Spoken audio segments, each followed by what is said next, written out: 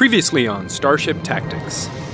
A victorious captain is one who knows to use energy weapons to weaken enemy shields, exposing the hull of a foe so it can be crippled with torpedoes and other high-yield projectile weapons. Resourceful captains will also be able to recognize and utilize the different classes of starships: cruisers as tanks, science vessels for support, and escorts for lightning strikes.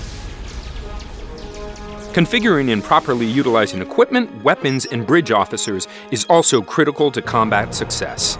A captain is only ever as good as his ship and crew.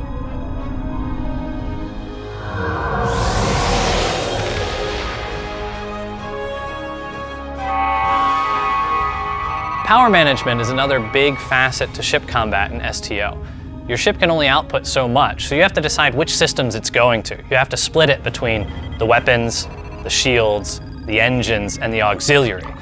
For example, if you put a lot of power into your weapons, you're going to deal more damage. If you put more power into your shields, you're going to take less damage. But you have a finite amount of power based on the type of engine that you have. So it depends on what you want to do at any time as to how you allocate the power. It takes a little bit of time, so you can't switch from one to another immediately. You have to kind of think ahead.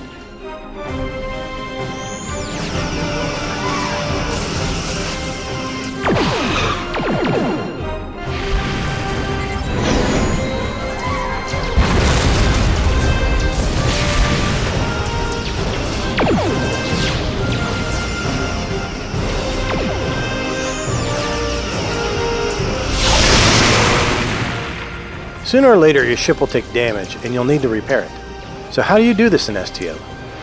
You know, as a game, Star Trek Online, we try and make sure that the player's having fun. And it's really no fun to have to get onto your bridge, walk down to engineering, hammer on a bunch of consoles to try and get things to work. So in the game, a lot of that stuff takes place behind the scenes. We really try and keep you in the action and make sure that the things that are most important to you are things like redirecting shield power, making sure your hull damage is not critical.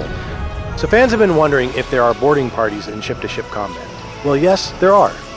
And the way boarding parties work is you target an enemy ship and you launch shuttles at them. And these shuttles take off from your ship and they head towards the target. When they get close enough, they beam on Marines and security officers that are going to run around that ship and try and take out their subsystems and also damage the crew, because that's actually going to impact the efficiency of that ship.